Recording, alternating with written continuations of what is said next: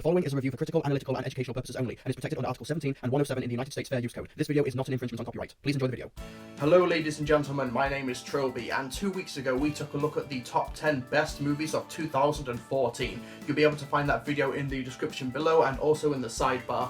But today we are going to take a look at the other end of that spectrum. Now, as great a year as 2014 was, there was some crap. Okay, let's not mince words here. That does happen though. Not a year goes by without terrible films. Not even a month goes by without terrible films. In the UK alone, last month in January, we had American Sniper, The Gambler, and Taken 3. All shitty films, but that's unavoidable. But today we're going to take a look at the top 10 worst films of the year. But before we get to the list, here are a few quick caveats.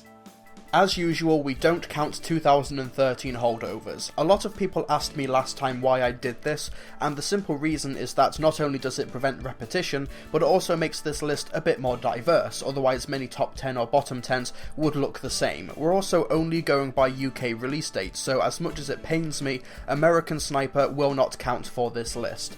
So, without further ado, let's take a look at the worst that 2014 had to offer, starting off with the honourable mentions. Yay!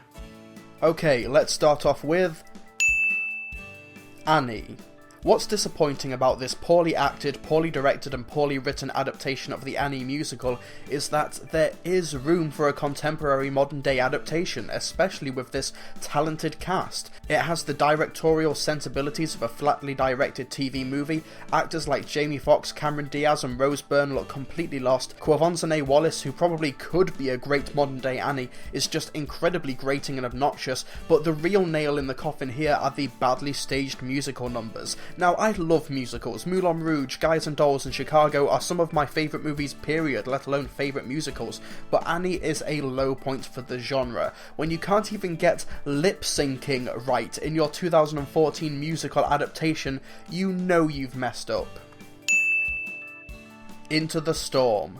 Now, this movie made me sad. If you go back to my August 2014 preview video, you will know that I was rooting for this one. I just wanted to see giant tornadoes throw planes at people. Is that too much to ask? Well, apparently so, with absurdly grating stock characters, a poorly handled found footage gimmick that doesn't even make a lick of sense in how it presents itself, not to mention the fact that it takes 40 minutes for this 90-minute movie before we actually get a good look at the tornado. I wanted Into the Storm to be goofy, fun schlock. Apparently that was just too much to ask, as we got stupid, boring shit.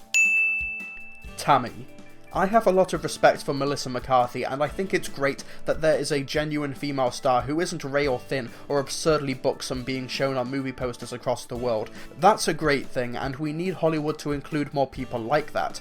But this movie is still pretty darn bad, regardless of that cultural context. For example, that scene shown in the trailer of her robbing the fast food store, that takes place almost immediately following an emotional scene where Tammy says she's going to get her mother out of prison. Tammy is just incredibly tone deaf, poorly constructed, and really just not very funny. Teenage Mutant Ninja Turtles. A few decent moments and one genuinely impressive action sequence on the side of a mountain prevented this from making the proper top 10, but make no mistake, this is not an endorsement for the Michael Bay produced Teenage Mutant Ninja Turtles. Taking most of its thematic cues from the Amazing Spider-Man reboot, by the way Sony, how's that going for you? This new incarnation, despite costing hundreds of millions of dollars to put together, isn't even half as good, it's not even a quarter as good as the new Nickelodeon cartoon series that I am pretty sure has a fraction of the budget. There is no excuse for shoddy quality like that. And finally, Grace of Monaco. In 2013, Naomi Watts embarrassed herself with a terrible, abysmal biopic centered on Diana, Princess of Wales. Now we have Nicole Kidman doing the same thing about the actress Grace Kelly. Miscast actors abound with a laughable script. This movie missed out in the top 10 simply because of how enjoyably bad this thing is. This was the film that got laughed out of the Cannes Film Festival. Absurd in almost every facet, Grace of Monaco is best summed up by this quote by Peter Bradshaw of The Guardian. Grace of Monaco is so awe-inspiringly wooden that it is basically a fire risk. Okay folks, without further ado, let's get to it. The actual top 10 worst movies of the year. These films were the most abhorrent and downright terrible films of the past year. Buckle up folks, let's start off with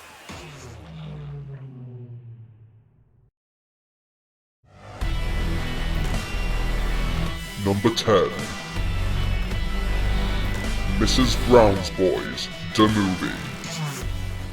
I'd like to formally apologise to anyone outside of the UK exposed to the terrible film adaptations of questionable TV shows. Mrs. Brown's Boys the movie isn't quite as bad as Keith Lemon the film or the Harry Hill movie, but it's still friggin' terrible, with flat direction, embarrassing performances, a plot that doesn't make a lick of sense, and the gall to also try and be a heartwarming movie with a message about the terrible price of selling out to big corporations. Ironically, with this adaptation, Mrs. Brown's Boys the movie is a sellout film unto itself. Films like the In-Betweeners movie, Alan Partridge Alpha Papa, and the recently released Shaun the Sheep movie show that good films can be mined out of UK television, but you've got to at least try to get results like that. This movie can just feck off. Number 9. The Other Woman. This past year was a pretty terrible year for feminism in the media. The Sony hack revealed underpaid female actors. Nicki Minaj's Anaconda was one of the biggest musical hits of the year, pretending to be female empowerment. Oh yeah, because when I think of female empowerment, I don't know about you, I think of a song in which a woman gives her drug kingpins lots of sex because they buy her lots of stuff and keep her so drugged up she doesn't even know what's what anymore, all the while selling itself on this lovely cover image. Girl power! And also movies like The Other Woman, which pretended to be a female empowerment movie that sold itself with images of Kate Upton's bouncing breasts, but whatever. It's about 3 women who use terrible slapstick and toilet humour to get revenge on a man. All the cast look embarrassed to be here, especially Cameron Diaz, who was here earlier for Annie, and almost made the list thanks to Sex Tape as well, and the characters have so little chemistry with each other. It's just a terrible film that does neither gender any favours. Number 8. Tarzan 3D. I had lots of people wondering if I was going to put The Nut Job or Postman Pat the movie on this list as the worst animated film of the year, but don't worry folks, I have a movie that's far worse than both of those. In this German animated adaptation of the classic story about a boy who grows up with apes, it's almost entertainingly incompetent in every single way. This is a movie whose narrator says near the beginning that the apes here live in peace and tranquility, mere seconds before one ape beats another one to death with a large rock. The performances are so flat you'd swear this was filmed in 1D, let alone 2D. The story involves evil corporations, a 65 million year old meteorite, and just look at it. Look at this animation. Look at it. Fucking look at it. Number 7. A Long Way Down. Okay, now we start getting to the films that are morally reprehensible, not just entertainingly bad. A Long Way Down, adapted from the Nick Hornby novel, I hear is very good, but this film makes a fatal lapse in judgment on a fundamental level by making a comedy that laughs at suicide, as opposed to a comedy that happens to be about suicide. This disgusting film, with a taboo subject at its centre, isn't funny so much as it is genuinely hard to watch. And don't even get me started on the obnoxious Pierce Brosnan or Imogen Poots in this film. Now, Imogen Poots, she seems like a good person who is very talented, but along with Need for Speed, as well as that awkward moment, she desperately needs a new agent. Is there anything good about this movie? Well, okay, I liked the music by Dario Marianelli. Okay, that was good. I could make a joke about how I would rather jump off a building than watch this movie again, but I'm not going to, because suicide is not a joke. Number 6. Maleficent. Yay, one of the worst movies of the year was one of the biggest financial hits of the year. I love it when that happens. But seriously, you could genuinely write a thesis on how terrible Maleficent is. From the butchering of the main character, who only truly shows up in one scene of the movie, the laughably bad relationship between Maleficent and the villain, and yes, there's an actual villain in a movie about Maleficent. Who does that? Let's not forget the terrible effects, the nonsensical plots, the cringe-inducing dialogue, the uninspired and trite production design. the shameless retread of the ending of Frozen, and the fact that barely a scene goes by without 20 new plot holes and contradictions taking place. Maleficent is all the more depressing when you remember the fact that this movie was made by Disney themselves. That's right, Disney butchered their own adaptation. This is to the original Sleeping Beauty what the Star Wars prequels were to the original Star Wars trilogy, and that is no exaggeration. Okay folks, let's get serious for a moment, because as fun as it can be to tear down blockbusters, some morally reprehensible films do end up coming out and have to be addressed on this list. Now, I'm going to go by a script for this bit because I don't want to get any of this information wrong, but I also want to be on camera just to, sort of not distract from what's happening. Okay, first of all, over the past couple of years, American police forces have become increasingly militarized, resulting in a flagrant abuse of their power, and the justice system does nothing to indict these individuals, which has caused civil unrest and public outcry. Now, this came to a head on August 9th, 2014, when Michael Brown, a unarmed black teenager, was murdered in cold blood by Darren Wilson, who shot him 12 times. Now, there were witness statements claiming that Michael Brown attacked Wilson, or that Wilson was provoked, but these were later proven to be fictitious, and these were cons by the police department who wanted to try and turn the public narrative into Wilson's favour. Either way, there were riots in Ferguson, and the excessive brutality of police officers abusing their powers continues to this day, with stories being released almost weekly about mostly white police officers abusing their powers on mostly black, impoverished individuals. The Ferguson shooting took place on August 9th, 2014. On August 13th, this movie was released. Number 5. Let's Be Cops. Forget the interview. Let's Be Cops was the movie that should have been banned from movie theatres due to insensitive subject matter. Let's Be Cops turns what is a genuinely depressing scenario in America right now into a fucking frat boy comedy about two guys who pretend to be police officers and abuse their powers for women, fame, and the chance to be action stars. Now listen, just like with A Long Way Down, I think that film and other forms of media should be allowed to not only talk about issues like this, but to also do so in the form of comedy. I get that, but it also needs to be handled deftly and with respect. Let's Be Cops does neither, and you know what, I could forgive it for a lot if it was actually funny, but it's not. It's actually pretty shit. Number 4. Ouija. No, sorry, Annabelle. Deliver Us from Evil, Paranormal Activity, The Marked Ones, and Devil's Due. What's going on here? Sorry, let me explain myself. I'm going to break my own rules here. I'm sure a few of you have been wondering where the terrible horror films released this year are in this top 10, but when I was constructing this list, I realised that I could almost fill up the entirety of this top 10 with terrible horror films. So the number 4 position goes to the entire horror genre in 2014. Yes, we had The Babadook and Oculus, but honestly those were the only 2 horror movies that weren't shit this year. If you count home media releases like Leprechaun Origins and Tusk, it makes this year look even worse. But with films like Ouija, Annabelle, Devil's Due, Paranormal Activity The Marked Ones, Deliver Us from Evil, The Pyramid, and As Above So Below, this was an abysmal year for horror. I'm sure the festival circuit had some promising films, but as for the ones that got wide releases this year, and the ones taking up movie screenings, the ones raking in that box office cheddar, these poor excuses for horror films that can barely elicit a mild gasp, let alone purebred scares, have no business being made. They're incompetent, rely almost entirely on lame jump scares with bad acting and worse scripts. What a terrible year for a genre with such incredible possibilities. Number 3. Under the Skin.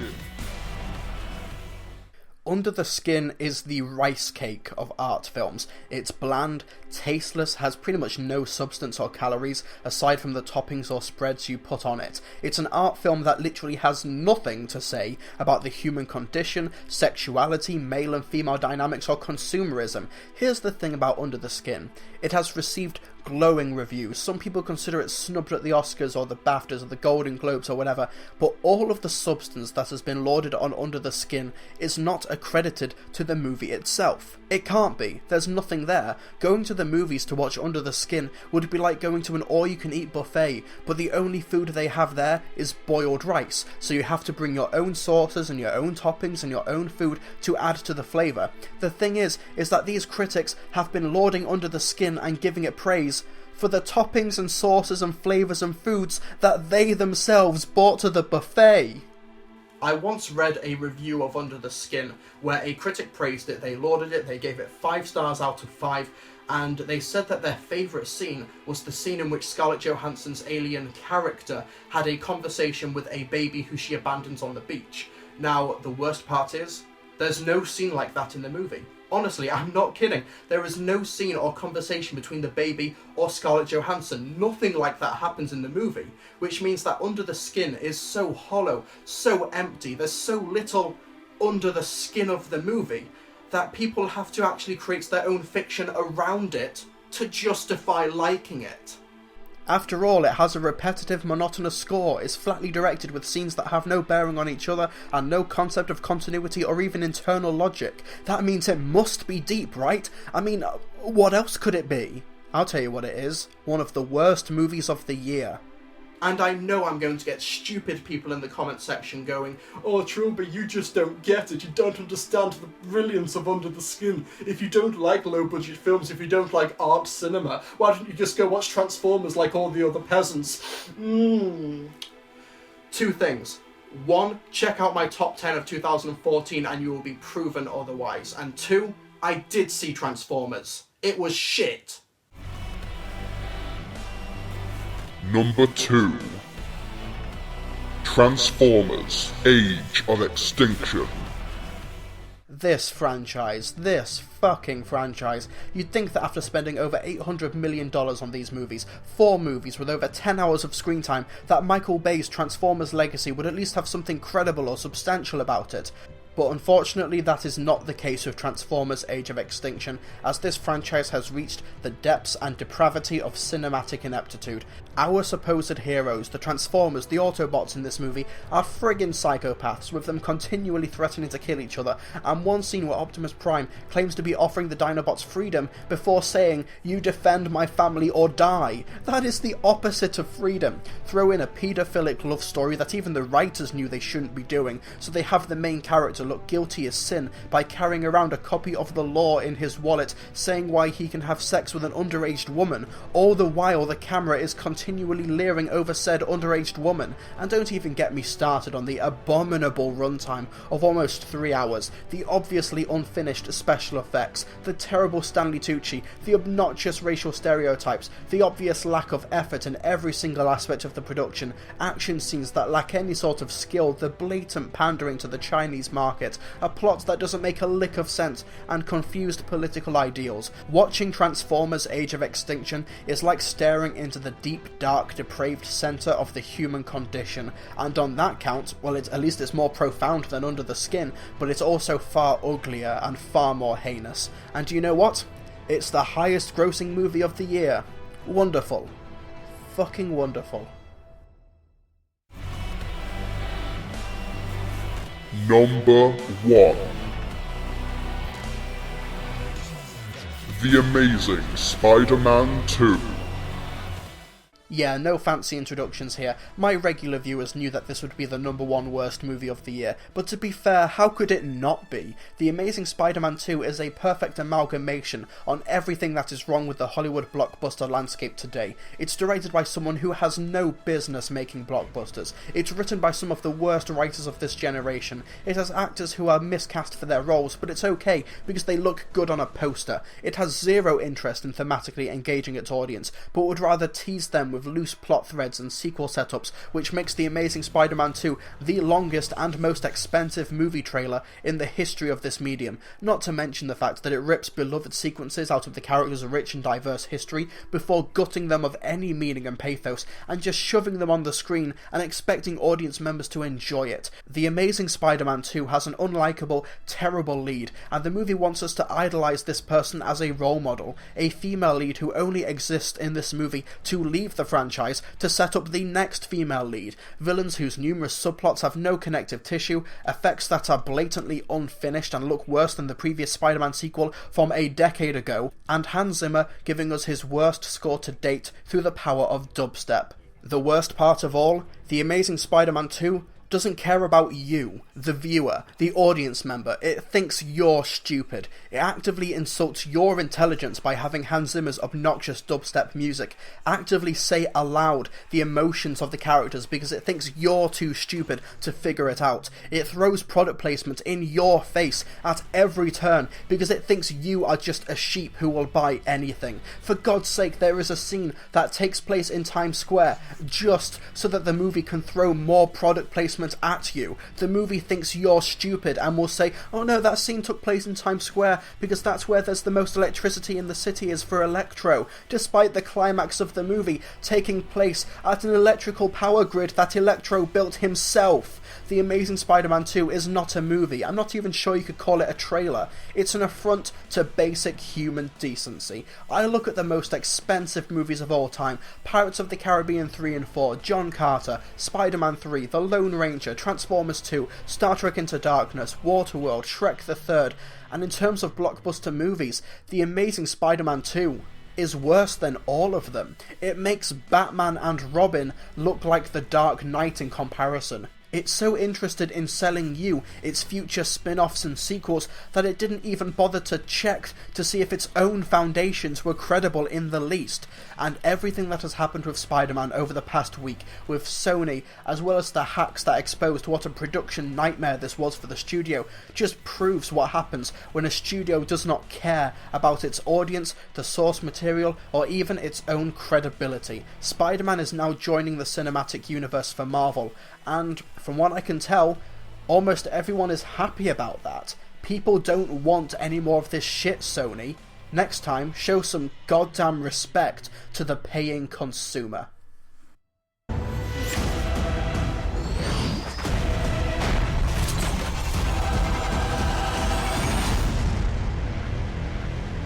I gotta go. I'm coming with you. Come on, it's too dangerous. Sorry, I love you. Don't hate me.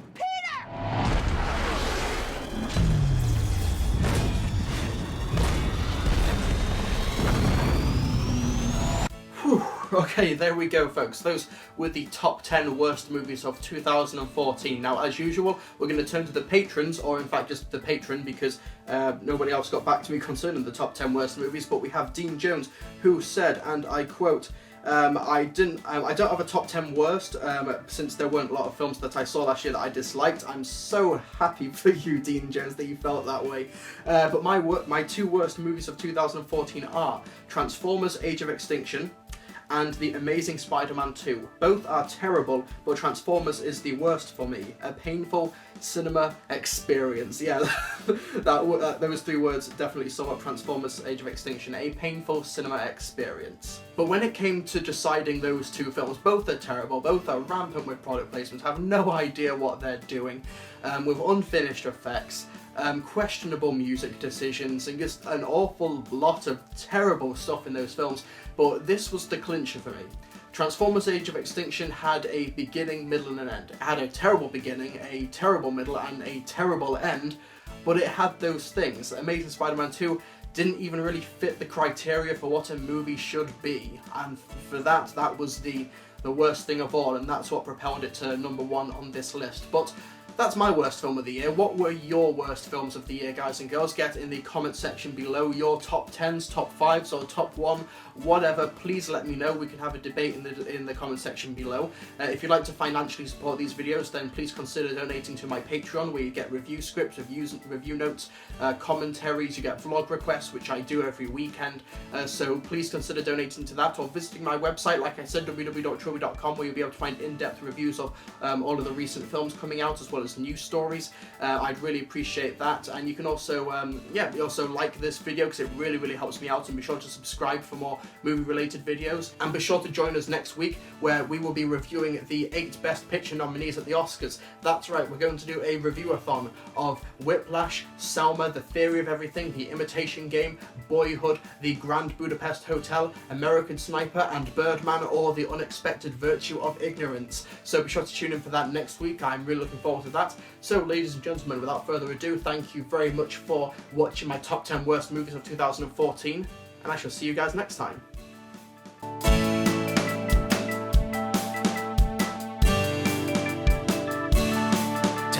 Trilbee, Trilbee,